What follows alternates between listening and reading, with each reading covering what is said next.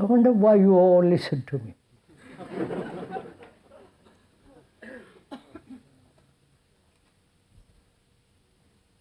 I'm asking this seriously, not flippantly. Why we listen to others? Not that we shouldn't, but why?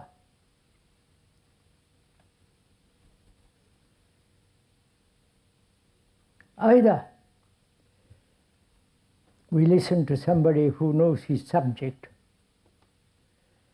very well and we want to be informed on it, or we turn to some specialist, professional, who will discuss his particular study, or we listen to some music, Mozart, Beethoven, and so on, and we are delighted by it, stimulated by it, see the beauty of it, and enjoy it. And when we ask why are you listening to the speaker, in which category do you put him in?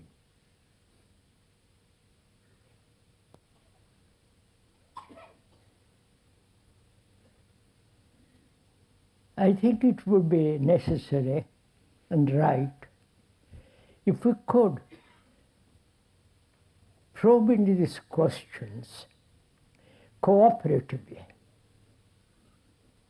that we all share together in the exploration of these questions. Cooperate. Not that his speaker reads the question, investigates it, but if we could do it together, it would be really extraordinarily good and important. Few of us know how to cooperate. We cooperate around an idea if we agree with that idea, or we cooperate around an ideal to be certain that ideal to be carried out, then we all get together if we agree with that idea. That is, if it pleases us, that idea. Or we cooperate around a person, some authority, as we do around a bishop or a priest or a guru or any of those people. But it all implies, does it not, that we cooperate about something, or with something, or for something. But here we are not cooperating in that sense. We want the cooperation that is not personal, that has nothing to do with ideas, authority, and so on, but the feeling of cooperation. I wonder if I'm making myself clear. Feeling that let's all tackle this problem together.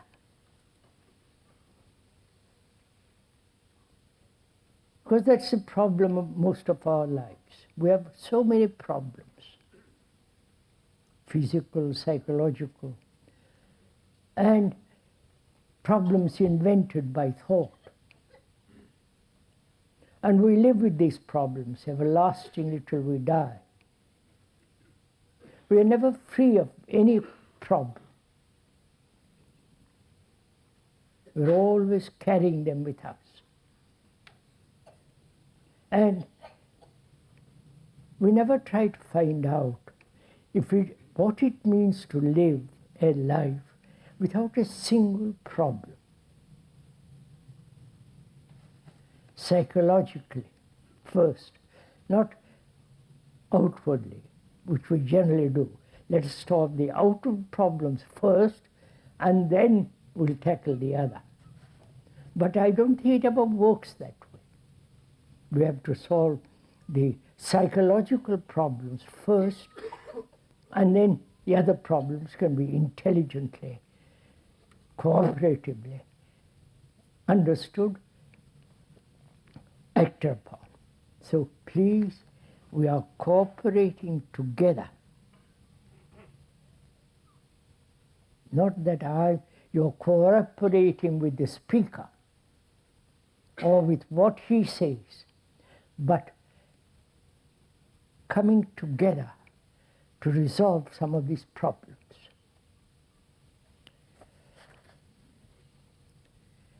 Most of us are married or involved in a close relationship which began for all the wrong reasons you have so correctly described.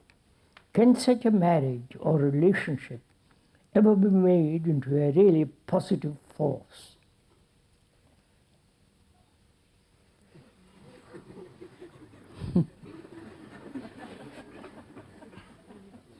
You poor chaps.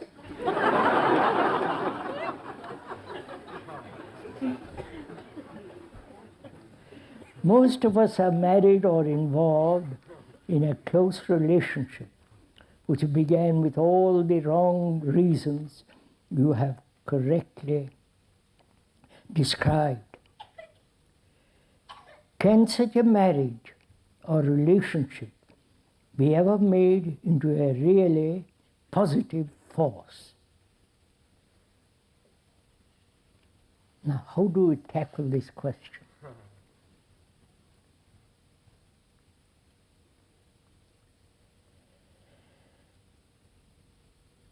We went into the question the other day into what is relationship?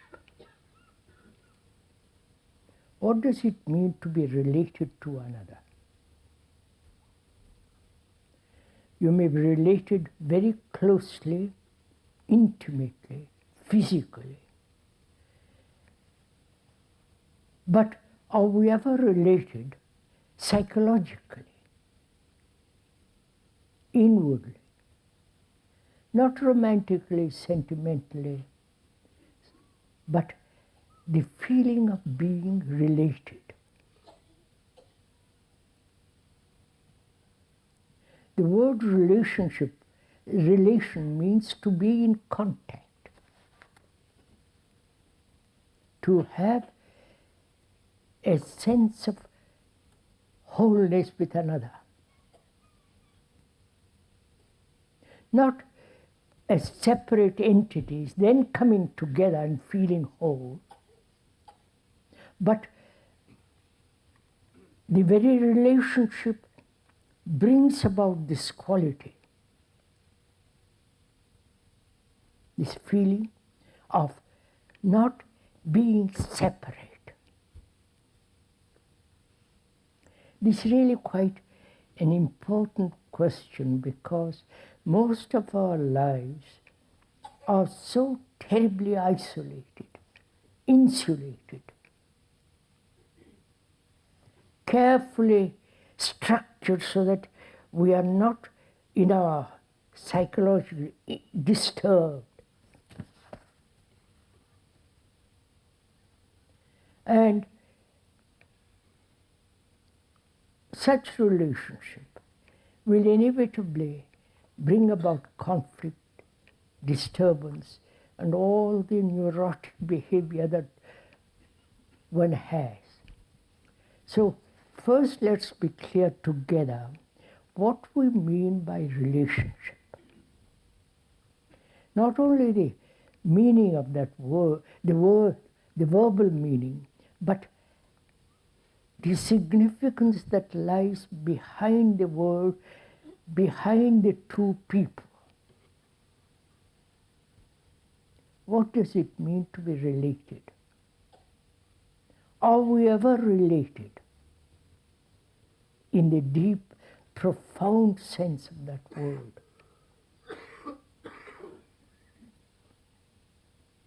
Can there be a relationship of that kind, deep, undisturbed like the depth of the sea? Can there be a relationship if each one of us is pursuing his own particular path, particular desire, particular ambition, and so on? Can there be such relationship if these things exist? If we say, how can they not exist? Is it not necessary for each one of us to fulfill, each one of us to flower with each other, whatever that may mean? That sense of separateness exists.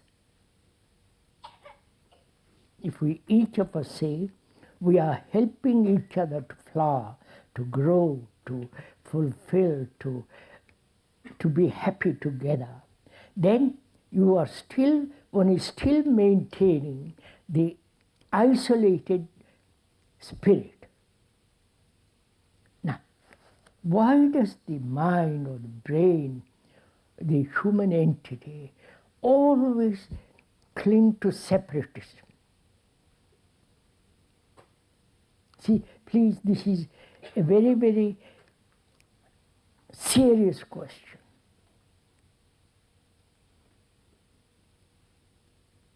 Why human beings throughout history have maintained this sense of isolation, insulation, separatism, division? You are a Catholic, I'm a Protestant.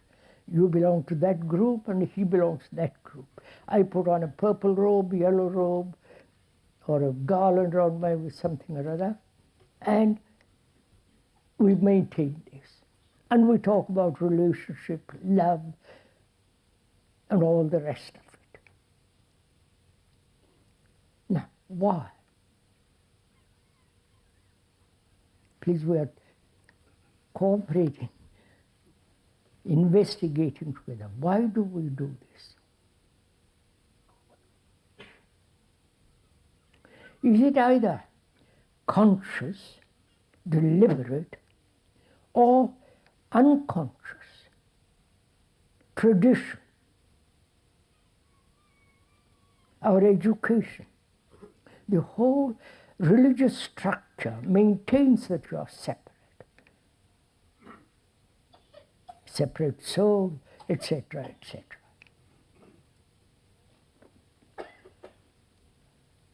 Or is it that thought in itself is separative? You understand? I think I am separate from you. I think my behavior must be separate from you. Because otherwise there is the fear that we'll become automatic, zombies, replicating each other. Is thought the cause of this separatism in life? Please investigate together in this. Thought has separated the world into nationalities. Right? You are British, another is a German, I am French, you are Russian, and so on. This division is created by thought.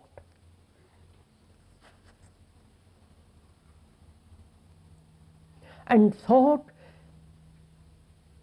assumes that in this separatism, in this division, there is security. Belonging to a commune belonging to the same group, believing in the same guru, believing in the same clothes that one wears according to the edicts of the guru, one feels secure. At least the illusion of being secure. And so we are asking, is the pleasurable desire,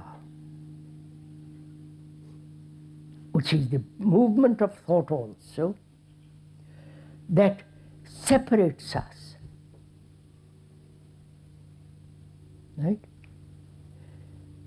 That is thought ever complete, whole? Because thought is based on knowledge, which is vast accumulated experience of man, either in the scientific, technological world or psychologically. Right? We have accumulated a great deal of knowledge, outwardly and inwardly. And thought is the outcome of that knowledge. Thought has memory, knowledge, experience, right? So knowledge can never be complete. Would you agree? About anything, about God, about nirvana, about heaven, about science, anything. So knowledge must always go with the shadow of ignorance. Please see this fact together. So when thought enters into the field of relationship, it must create a division. Because thought itself is fragmented. Thought itself is limited. Right? If this is clear to all of us, I am not explaining it, you are discovering it for yourself. Then, what place has knowledge in relationship?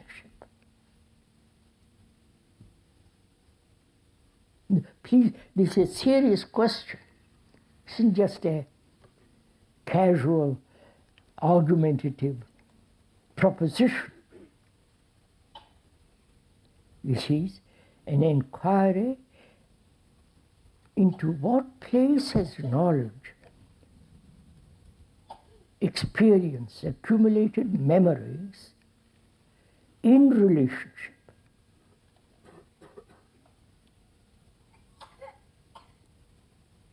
Please answer this yourself, don't look at me.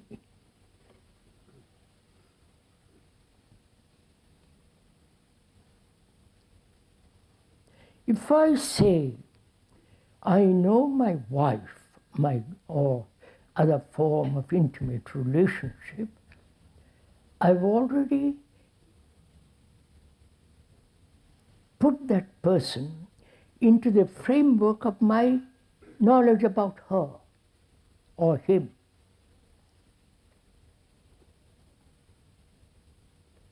So my knowledge becomes the divisive process.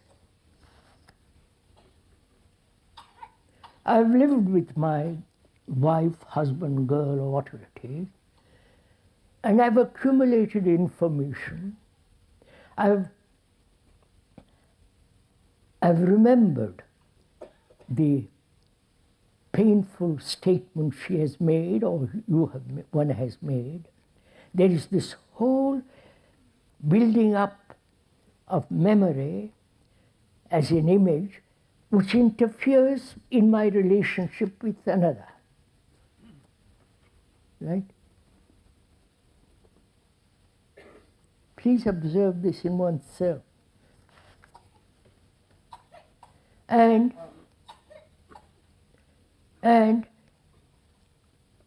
she She is doing exactly the same thing.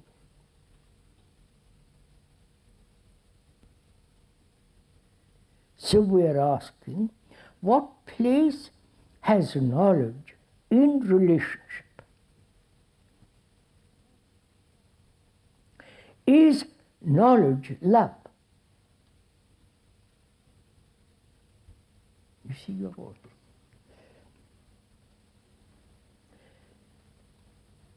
I may know my wife, the way she looks, the way she behaves, certain habits, and so on. That's fairly obvious. But why should I say I know her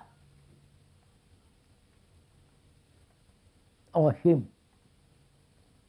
When I say I know, I've already limited my relationship. I don't know if you understand. I've already created a block, a barrier between myself and her. Does that mean in my relationship to her, I become irresponsible? You understand my question? If I say I don't know you basically, am I irresponsible? Or I have become extraordinarily sensitive. If I may use that open, that's the wrong word. I'm vulnerable. I have no sense of division, no barrier.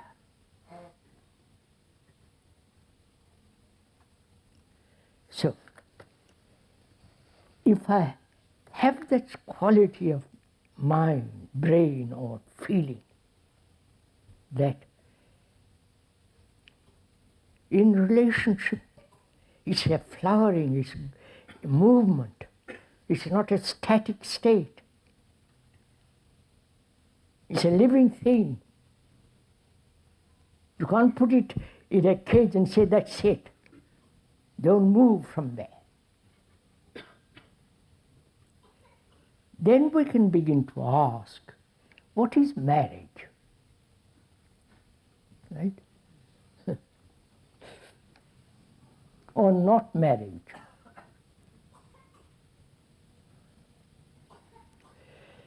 One may live with another sexually, companionship, holding hands, talking, all the rest of it. And go to a registrar or go through a Catholic or Protestant ceremony, and I'm tied together. Only God, let God put it aside, which means absolutely nothing. Just a form of tradition. Or I may live with another without being married. With one rather, in certain conditions, I've taken a vow of responsibility. In the other, I don't.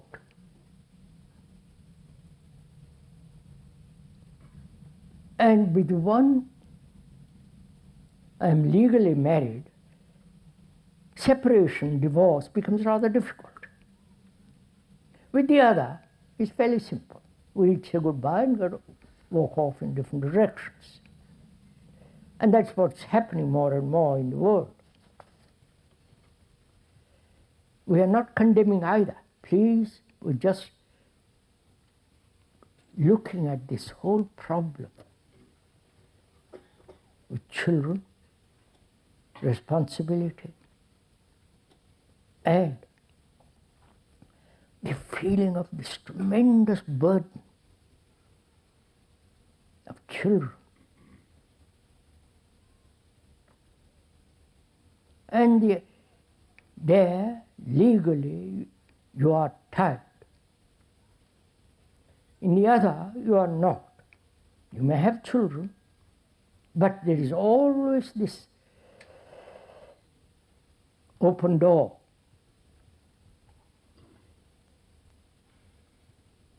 Now,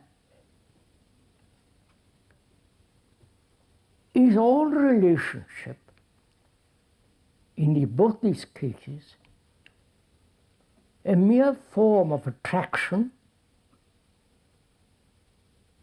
biological responses on both sides, the curiosity, the sense of wanting to be with another,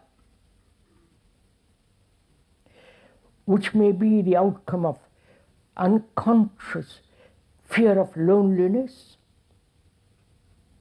the tradition which has established this habit. Now, in both cases, it can become a habit, right?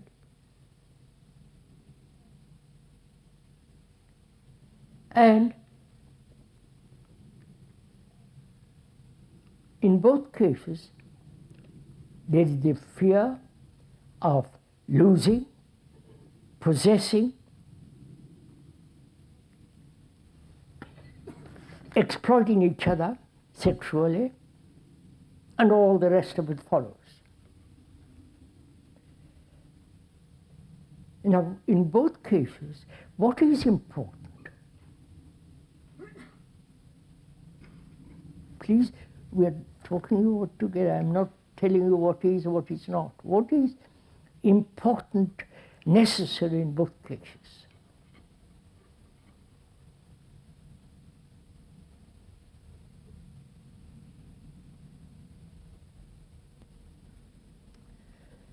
Responsibility is essential, right? I'm responsible for the people I live with. I'm responsible, not only with my wife, but I'm responsible for what is happening in the world. I'm responsible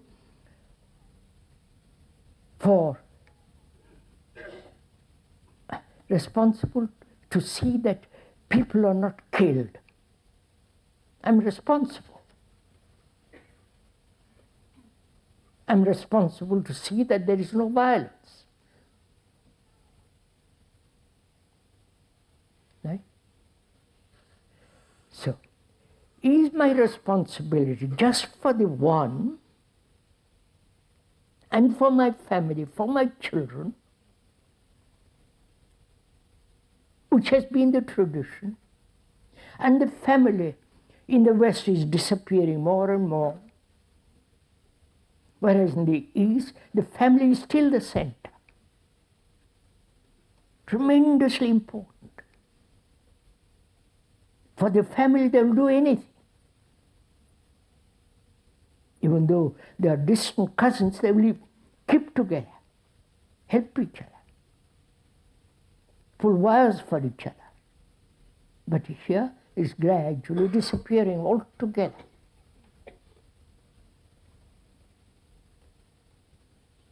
So, seeing all this, the responsibility as it exists in marriage, the irresponsibility as it exists in the other, living with somebody, we are irresponsible because if we have children, our responsibility is to see that they are properly educated, not sent off to some kind of, get rid of them as quickly as possible. You see that, so when you go into this problem, it becomes extraordinarily complex and extraordinarily vital, because if I have children, if I love them as I do, and I feel responsible, I'm responsible for the whole of their life. And they must be responsible for me for the whole of their life. I must see that they are properly educated, not butchered in a war. So all that's implied in this question. And this question, in investigating profoundly,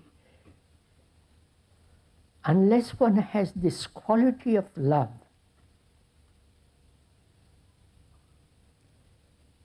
everything is just besides the point. If I have no love for my wife, that is, I am not pursuing my own self-centered activity, and she is not too, but if I am and she is not, then the trouble begins. That is, if I am attempting not to be self-centered, not to be isolated, to have this feeling of deep affection in which there is no attachment, no possession, not the pursuit of pleasure, and my wife feels the opposite, quite different, then we have a totally different problem. You understand? Then the problem is, what shall I do? Just leave her, run away, divorce? I may have to. She insists something. You follow this? It's not a question to be answered by few statements, but it requires a great deal of inward inquiry into this on both parts. And in that inquiry, in exploring, if there is no love, then there is no intelligent action. Where there is love, it has its own intelligence, its own responsibility. Right? Can you go on to the next question? Not we are bored with that.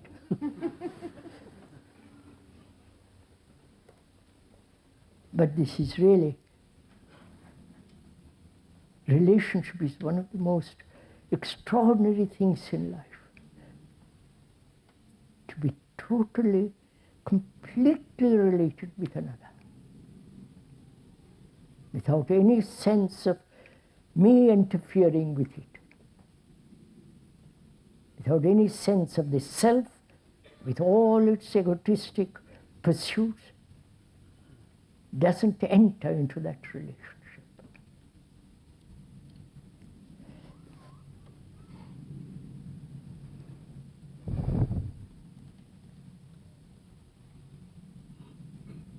In our continuous search for security, a valid need for a neurotic what? Sorry, I made a mistake.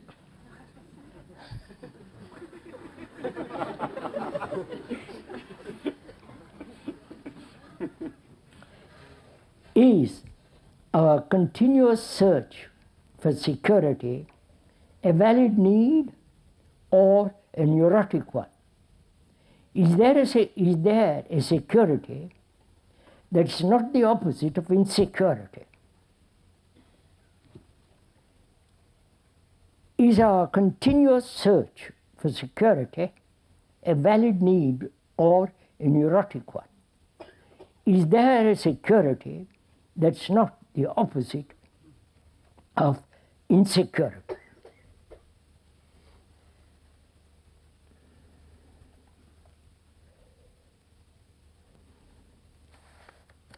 Can we go on with this question? Shall we?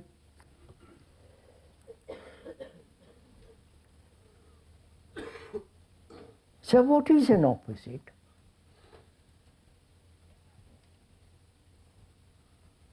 The contrary. There is man and woman, light and dark, sunrise and sunset, darkness.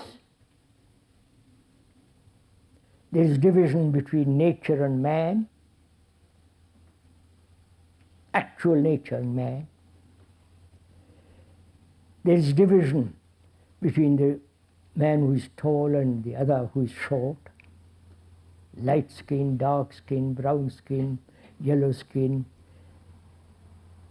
and purple skin if they are painting themselves. So there is division, obvious division. A marquee and a house, a dome and a flat surface. Now, is there an opposite psychologically at all? Please inquire into this together. Is there inwardly an opposite? We have the inwardly the opposite, right? I am good or bad, and I must be good. I am greedy, and I must not be greedy. I am violent, and I hope one day not to be violent. So, inwardly, psychologically, there are opposites. Where there are opposites inwardly, there must be conflict. Right? That is so. I am violent, but thought has created a state of non-violence, which is the opposite of what I am actually, what is. And I am struggling through time, experience, to become non-violent. Right? Clear? This can move on with. So, what is and what should be? So there is conflict. Now, what should be is a non-fact. It's not so. What is my violence. That's all. Not, I should become non-violent. Right? I wonder if we see this clearly. What is far more important than what should be. Because what should be will never take place. Because I will be one day. And in the meantime, I'm sowing the seeds of violence all the time. So psychologically, the opposite does not exist. Actually, it's an illusion that there is an opposite. Now, if the mind, our conditioning is to create the opposite, if we are free from that conditioning, then we can look at what is. Right? So let's look what is. What actually is, we are insecure. I am seeking security. But the actual fact is I'm insecure, uncertain, confused, waffling about.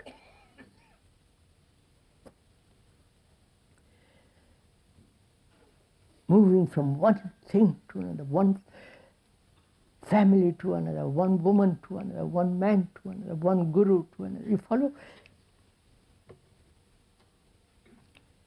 I'm seeking security. And I think there is security in nation, in a community, in a family. Or if I'm fairly intelligent, I say, no, there is no security, but there is security in God. in obeying, in following, in accepting.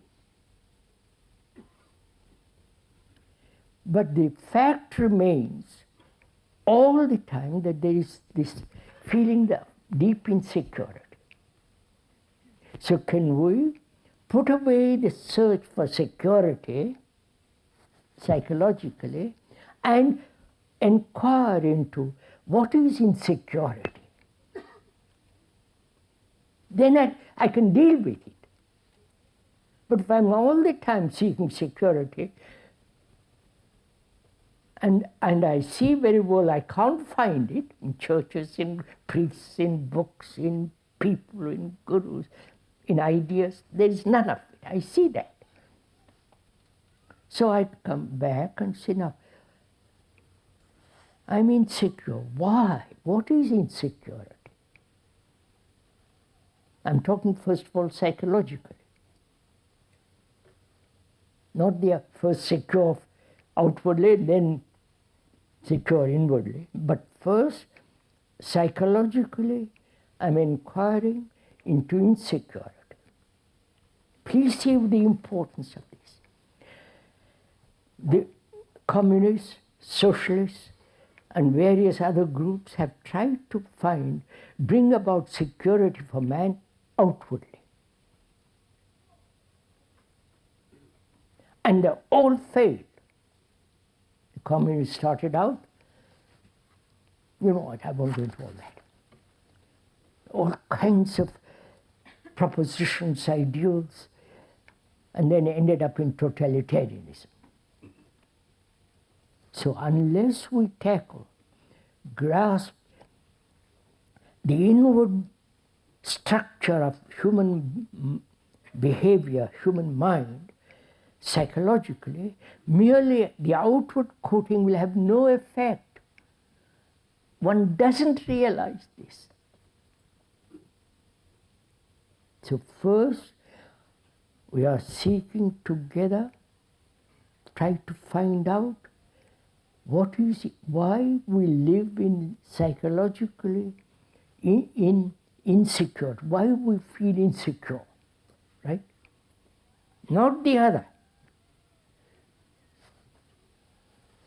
Why?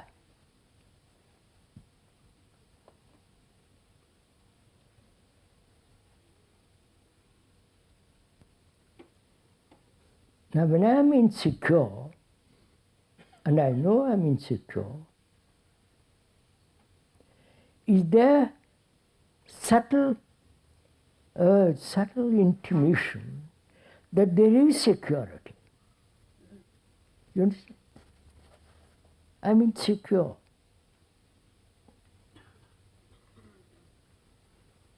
I'm married, I'm all the rest of it, but I feel insecure. But there may be also deep down in me the feeling that there is somewhere security. And I'm pursuing that unconsciously, though I'm trying to investigate insecurity. You follow? I wonder if you see this. I must be very clear that I am not surreptitiously on the table seeking security, though I profess I'm insecure. So we must be clear right through our being that that one lives in insecurity. Why? Then we can ask the real question. But if you are half and half, half and half of anything, you become mediocre. That's a good subject, mediocrity, but we won't go into that. The word mediocrity means going up the mountain halfway. A person who goes halfway is mediocre, who doesn't go right to the top of it. Not in profession,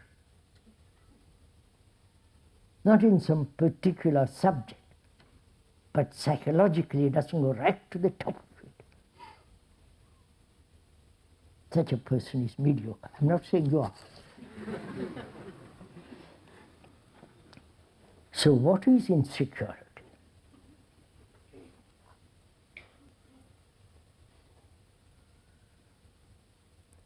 Can there be security at all?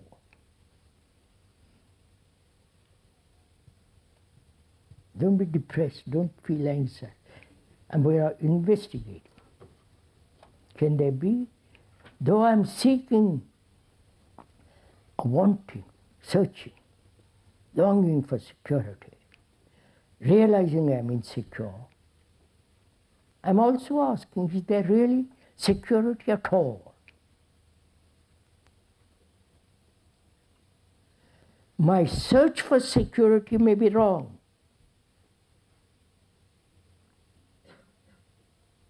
What I am seeking is not security,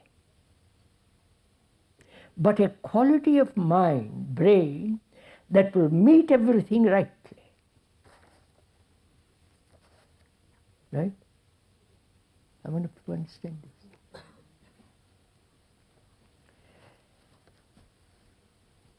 I feel insecure. And I see life is insecure. There is death always. There's always an accident. There's always something happening, shaking my foundations. I realize that, and I say to myself, is there security at all? But we don't deny it. I'm questioning it, going into it. Because security is necessary. The brain can only function effectively, vitally, fully, with all its extraordinary capacity when it is secure. Like a child, baby must be secure. So the brain must feel that it is completely secure. Not be shaken, it must be immovable in its security. Then the brain is flowering. You understand? Are we following each other? So, let's find out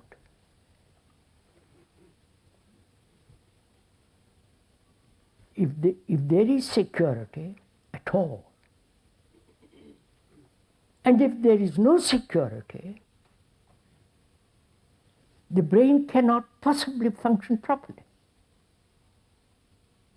So we're asking, what is security, insecurity and insecurity? I'm getting tired.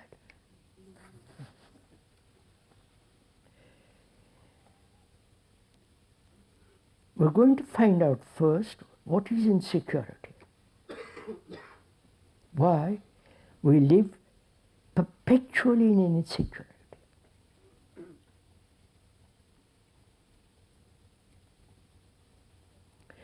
Now, in that very inquiry why we live in this state, confusion, all the rest of it, the very awareness of it is the beginning of intelligence. Right? Are you following this? Now let's begin again. I'm insecure. I have searched for security, which is run away from my insecurity, which is I've created the opposite, and I'm in conflict with it. Knowing secure and wanting security. So there's a struggle going on. So I see how stupid that is. Which the very recognition of this is the beginning of intelligence, right?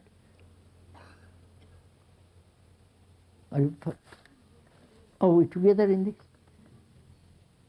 Not completely. Also? Not completely. Not completely.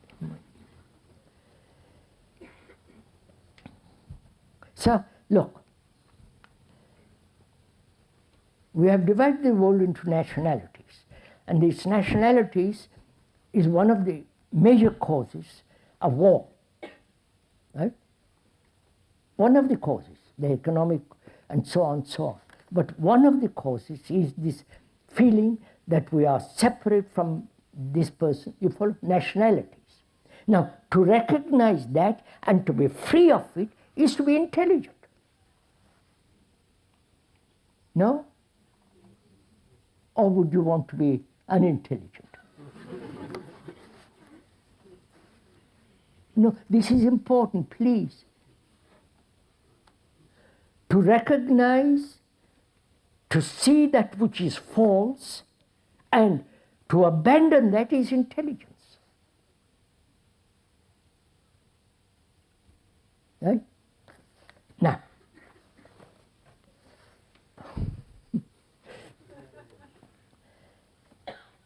I see, after investigating, which we have done, there is no security in belief, right? Because belief changes all the time.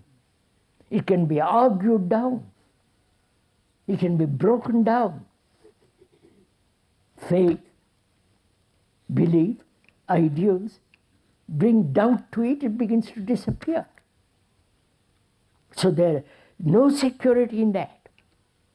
Therefore, my brain has seen that which is illusory, which it has considered before as giving me security, is abandoned it. So it's a become alive, intelligent.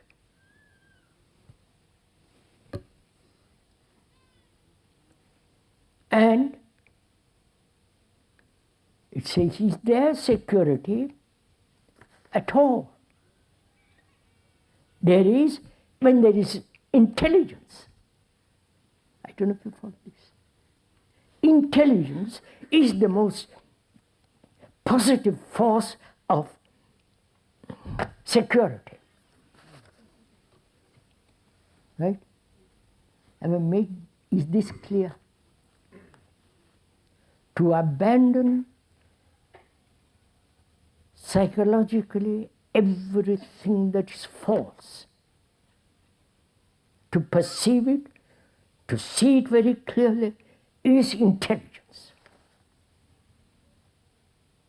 Where there is intelligence, you don't even ask whether you are secure or insecure.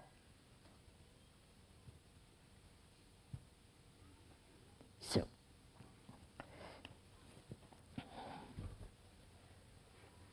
can we then together see the nature of security and insecurity, and in that very examination, observation, probing, discover for ourselves, not because anybody says, discover for ourselves that there is supreme security where there is intelligence. Not the cunning thought of intelligence.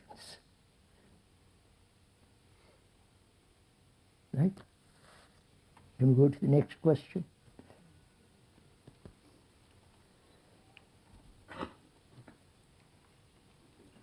Would you please clarify what you mean by brain, mind, and consciousness?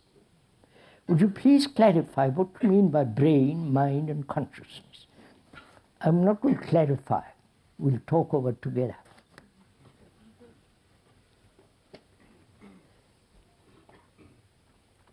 First of all, we are not professionals, thank God. We are inquiring. Not the professional, don't inquire, I don't mean that. We are ordinary laymen. We are inquiring into this very, very complex problem, which is consciousness, the quality of what is the quality, not the structure, the nature, the the cells and all that, but the brain and the mind. Right?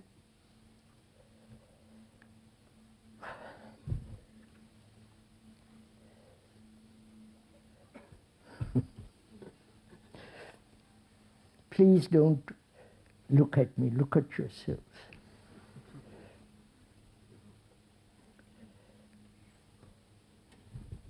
First of all, consciousness. To be conscious, which is to be aware.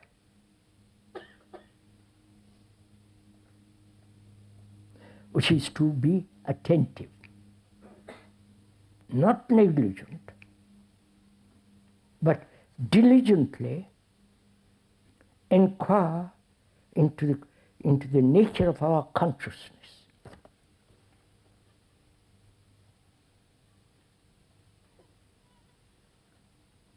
There's been the division as the unconscious and the conscious.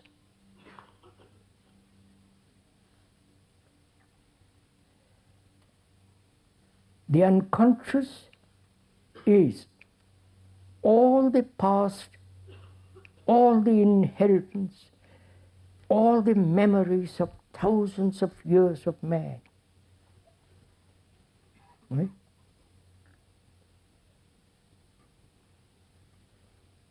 Unconsciously, you may have the memories of being conditioned in Protestant, Hindu, all the rest of it. 2,000 years of Christianity and propaganda has sown deeply the fear of heaven and hell, the Savior. It's there deeply. And if you go to the Islamic world, it's there also, and the Hindu world and so on. So, the unconscious is the movement of the past. We won't go into too many details because it's a very complex question we're going to. The past is 1,000 memories, 1,000 years of pain, struggle, and all the travail of man. The unconscious is the idea that you're British, French, and so on.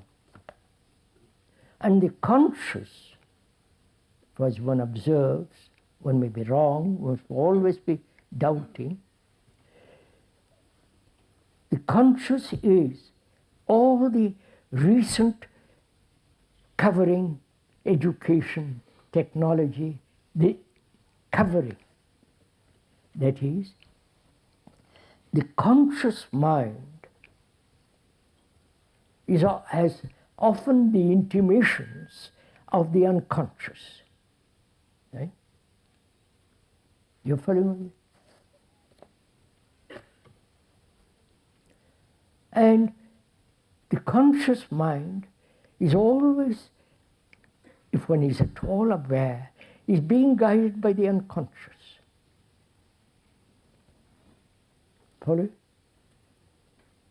So there is actually, if one is at all alive, aware, there is no unconscious and the conscious.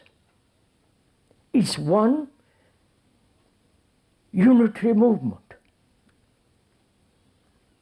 If one is alive, fully aware,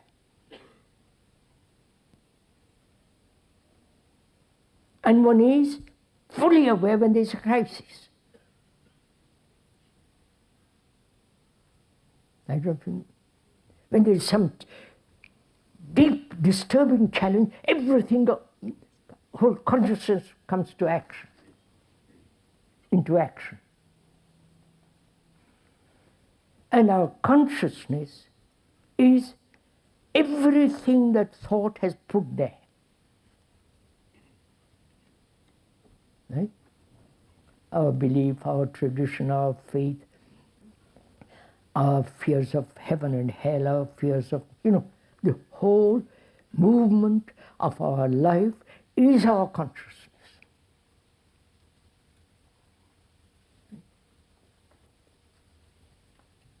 That consciousness is part of our brain, of course. If I have no brains, I have no consciousness. So the brain is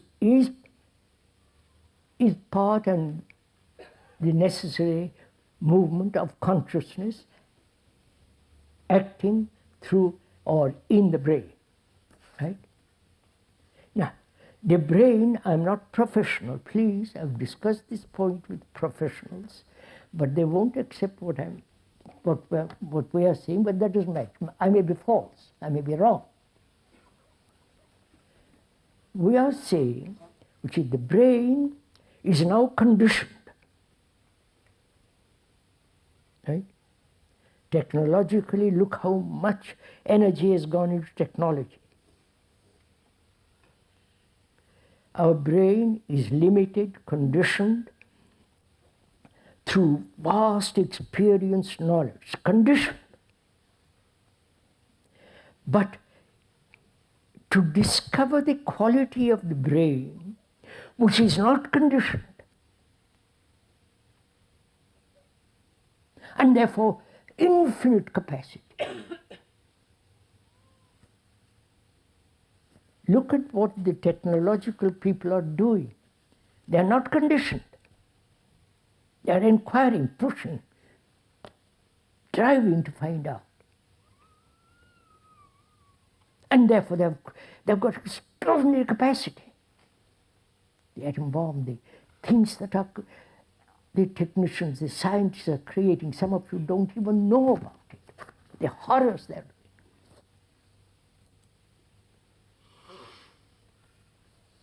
So, the brain has infinite capacity.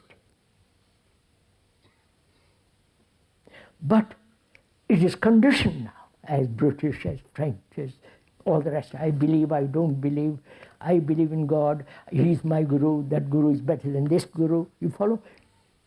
All that nonsense is going on. So, as it is conditioned, its capacity is limited, and only when that conditioning is totally free, that means no faith, no fear, no, you follow? No attachment of any kind to anything. To past memories, past experiences.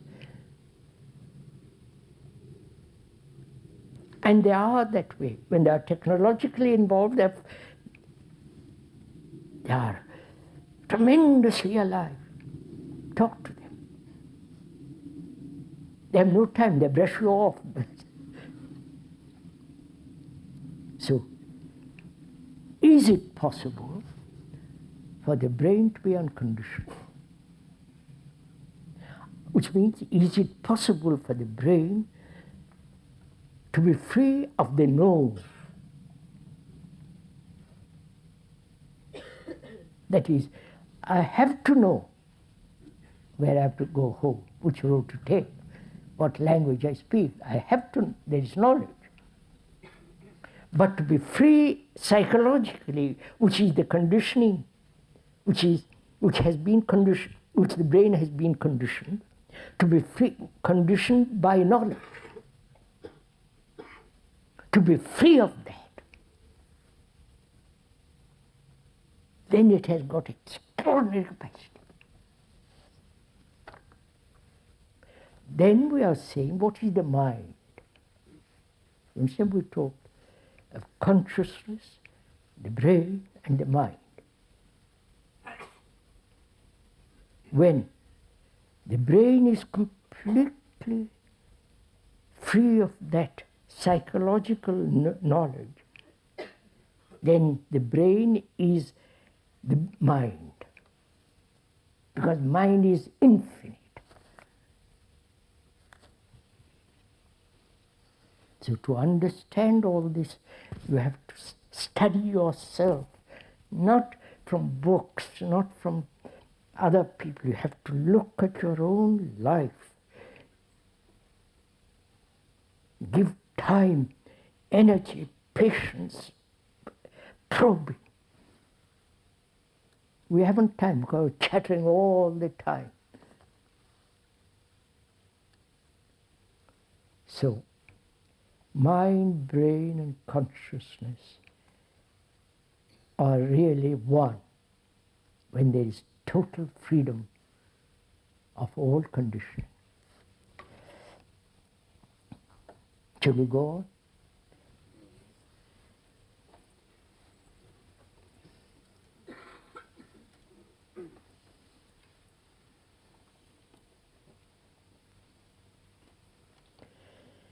When we see someone being aggressive, verbally or physically, towards another, we feel a need to intervene. Can such intervention be just? Or is it a mere subtle reaction of the self? When one sees someone being aggressive verbally or physically towards another, we feel a need for intervention,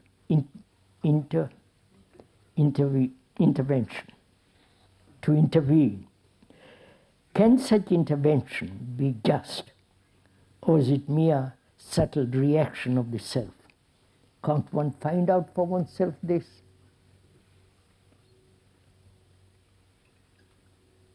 Can't one be aware of one's own reaction and see whether it is a self-motivated reaction or it is kindly and free? You know, if somebody is hurting, you naturally interfere. But if one is not aware of one's own reactions, it may be selfish reaction, making yourself important.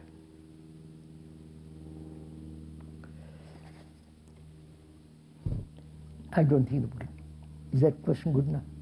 May we go to the next one?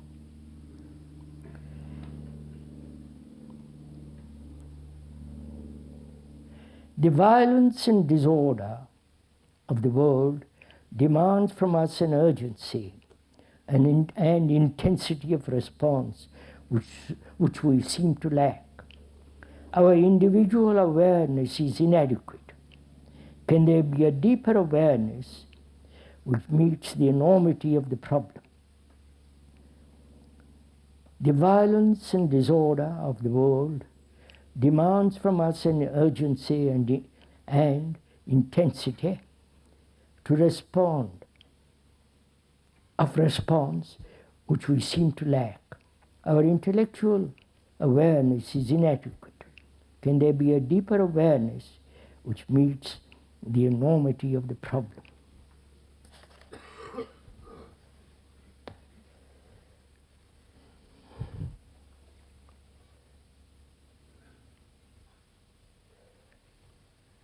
Let's inquire together, please. What is it to be aware?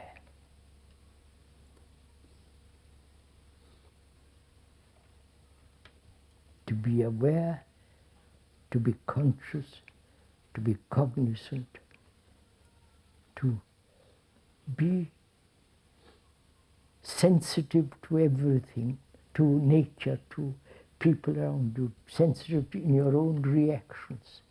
What does it mean to be aware?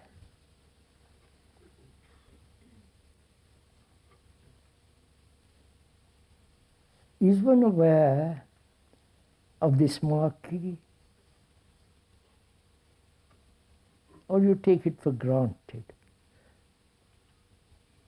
Have you counted the number of poles in this marquee? Have you looked at the trees not give it a name, but to be aware of it, to be sensitive to it. Or is one aware of the person sitting next to you, aware of his physical movement, how he looks at people, aware of his clothes, his dress, or whatever it is? Or we are all so self-centered, we haven't time. We have no regard for another. We are so entangled with our own problems, with our own misery, that we don't look at anything else. So, to be aware, does it not mean to see, feel, look, without any choice of what is happening? To be aware of what is happening in the world. Not necessarily from newspapers and magazines, but to be aware that there are wars going on. People are killing each other. Thousands of years of shedding tears. And we don't seem to have learnt anything. To be aware of all this without any choice. One is aware as a British what's happening here, one knows very well. But one isn't aware globally of you as a human being. So, are we aware in such a sense, a global feeling of mankind? Not the Arab and the Israelis and the British and the French and America and so on. It becomes so rather silly, all that kind of stuff. To be so aware of this human suffering, human sorrow, human pleasure.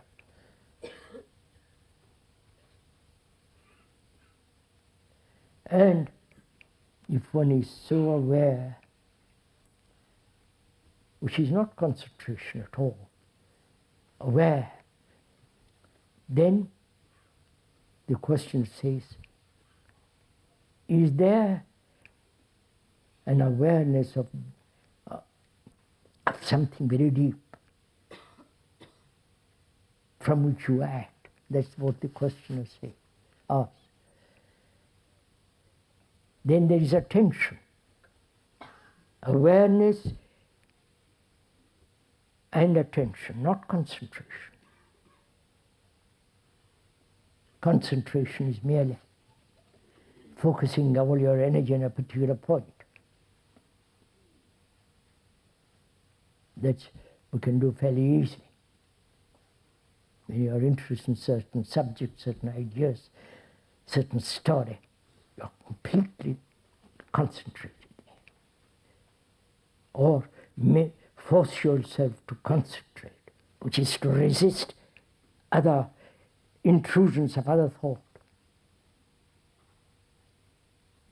But awareness is different, to be aware, to be sensitive, to have this feeling of a movement which is a total, which is human.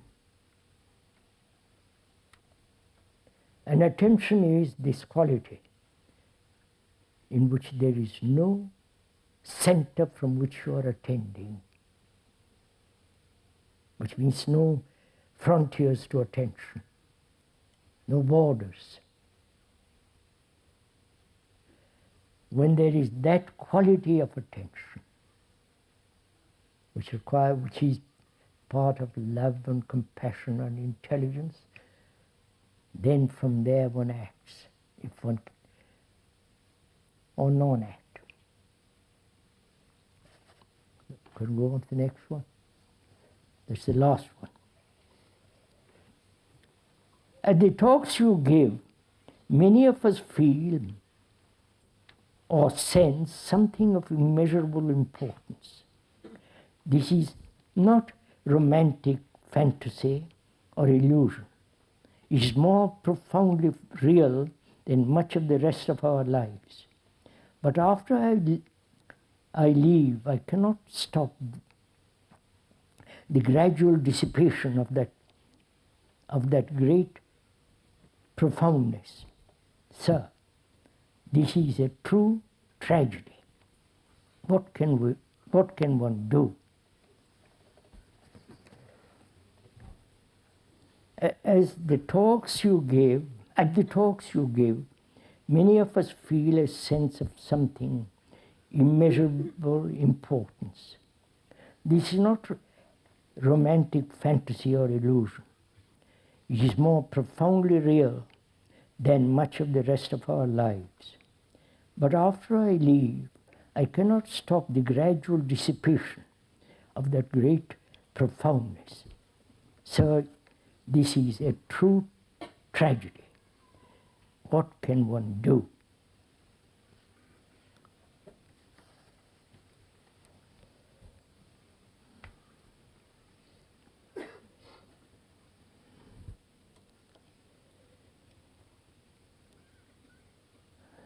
First, if I may most respectfully ask,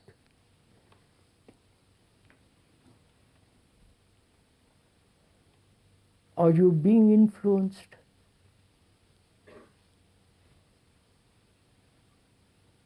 Are you being stimulated? Or being driven by the words of the speaker? Or the feeling of the speaker? Of what he says as true as for himself? Being influenced by all that? Then if you are influenced, and I hope you're not, if you are, then it becomes a drug. Then you lose it. Then you can't help dissipating that which you have been driven to or influenced, or that which has been said or felt. If it acts as a drug, then it must disappear, quickly or gradually. But if one, this again is being said most humbly, if one actually hears what is being said and discovers for oneself the truth, then one is a light to oneself.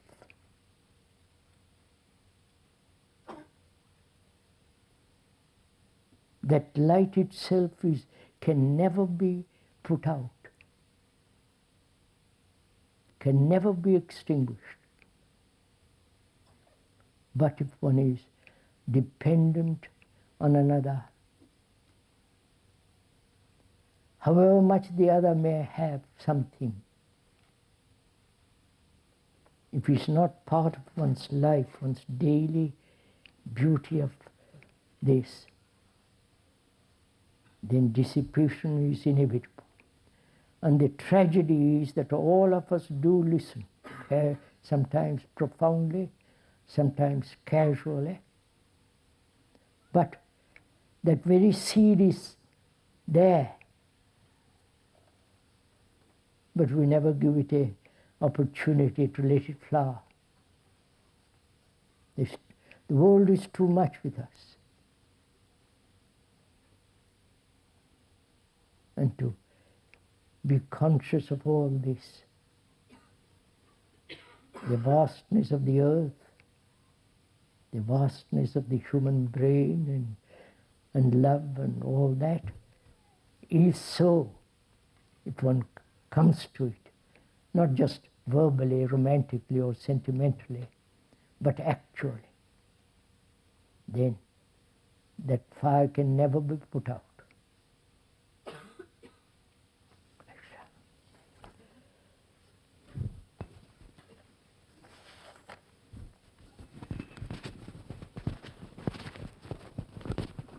May I get up, please?